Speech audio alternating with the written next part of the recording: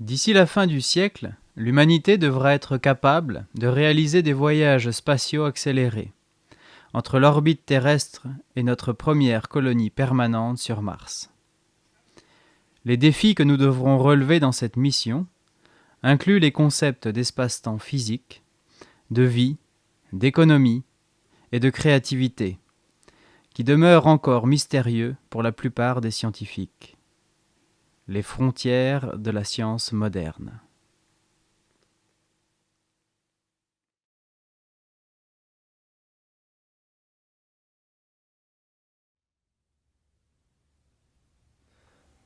Hello, welcome to the opening edition of Our Extraterrestrial Imperative. This new LaRouche Pack series is dedicated to nothing less than the destiny of mankind. This means an understanding of man as a being of the universe and not just a being of one planet. The process of our scientific advance has led to revolutionary discoveries about the fundamental nature of the universe. And these are not discoveries that merely apply to our present home on Earth. These are discoveries of universal principles which are valid everywhere. It is this that distinguishes mankind as unique from all other living creatures. So, with our world facing the present crisis, the solution to these problems that we face today, as practical and as immediate as they are, actually require that we start from this understanding of mankind. And only from there, we can know where mankind is destined to be in the distant future. That is, moving out into the vast open real estate of the entire galaxy. It's true, conquest of the galaxy as a whole is quite far off, but the understanding and pursuit of this inherent destiny places a very specific mission before the youthful generations of today. By the end of the present century, we could develop the first full-scale industrial facilities operating on our moon, and we could build the first permanent manned colonies on our neighbor Mars. So in this new series, we will take up what is required to do that.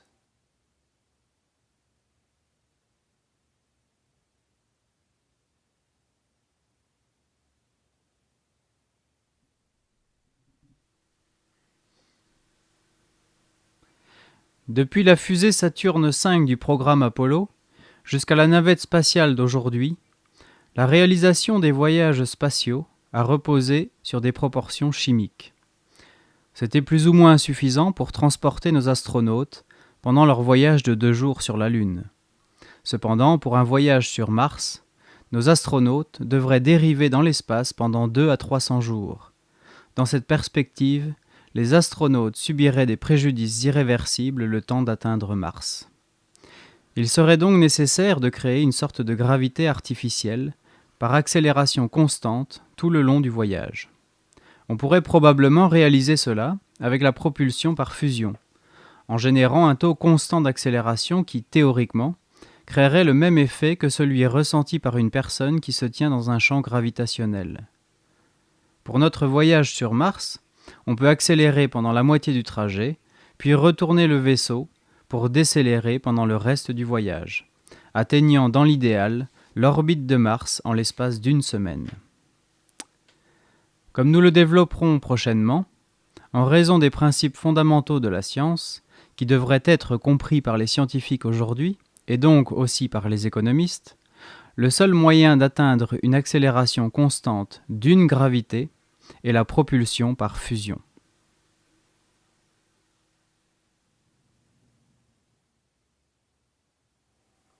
This is the prospect for coming generations of space pioneers. Imagine traveling at constant acceleration-deceleration en route to create the first permanent settlements on Mars. However, for this mission, it remains to be seen if this mode of space travel will actually be equivalent with gravitation. We have good reasons to think that it may not, and we will need more than simply acceleration. For example, when NASA scientists have tried here on Earth to simulate the effects of long-term weightlessness, the type of bone loss and muscle loss that occurred was not exactly the same as that seen in astronauts returning from long stays in space. So there may be more to gravity than we expect. As we will investigate in future episodes, this raises some very crucial questions because it is not fully understood how living organisms are dependent on the total environment provided by the Earth, and that includes the electromagnetic environment. The other big question that constant acceleration poses to us is how will the universe respond? The space out there is not empty. It is completely filled with an entire spectrum of cosmic radiation. It's just not detectable by our biological sense organs, but we know it's there.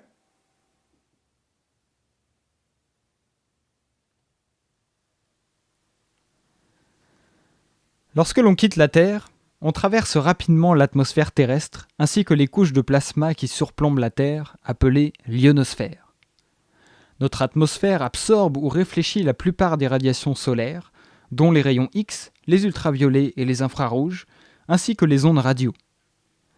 Alors que nous nous extrayons de notre atmosphère, pour la première fois nous pénétrons un environnement complètement saturé par l'éventail des radiations électromagnétiques du Soleil. Le Soleil produit également un flux constant de plasma, connu sous le nom de vent solaire. Parce que c'est un plasma, le champ magnétique terrestre organise ce flux en une structure complexe englobant la Terre. L'étendue de l'espace organisé par le champ magnétique terrestre est appelée la magnétosphère. Et bien que nous n'en comprenions pas encore grand-chose, son extension a pu être évaluée à 10 à 12 fois le rayon terrestre en direction du Soleil et jusqu'à 1000 fois le rayon terrestre dans la direction opposée, ces mesures pouvant varier de façon importante. Lorsque l'on va au-delà, on pénètre dans l'espace interplanétaire, une région dont la structure est grandement déterminée par le Soleil, ses radiations, sa gravité et son magnétisme, mais également, au-delà du Soleil, par le flux continuel de radiation cosmique. Il y a encore beaucoup à apprendre sur la structure de cet espace. Pour être capable de prendre ce chemin, au moyen d'une accélération constante, il faut d'abord se libérer de l'illusion communément enseignée à l'université aujourd'hui que nous aurions affaire à un immense espace vide, dans lequel dansent et s'entrechoquent des particules de matière et d'énergie. Dans les exposés à venir, nous investiguerons cet espace interplanétaire dans le sillage des grands esprits scientifiques que sont Johannes Kepler, Albert Einstein, Vladimir Vernadsky et Lyndon LaRouche, comme un espace-temps physique harmonique. What we know is that this Mars trip will force a revolution in how we understand the universe around us. To actually achieve regular manned trips to and from our colonies on Mars, not only will we have to go beyond our present methods and understandings of spaceflight, but we will have to make revolutionary discoveries about the nature of cosmic radiation and the structure of space itself. We will have to determine how to keep our travelers alive and healthy on their trips, because we will be traveling through regions of space never before encountered by man, and by attempting constant acceleration, we will be doing so in ways never done before. What will be the response of interplanetary space? Until we are able to go out there and perform some tests, we will not know the answers to these questions. We're going to have to design and construct unmanned test vehicles, send them into space, accelerate them to their limits, and see what happens.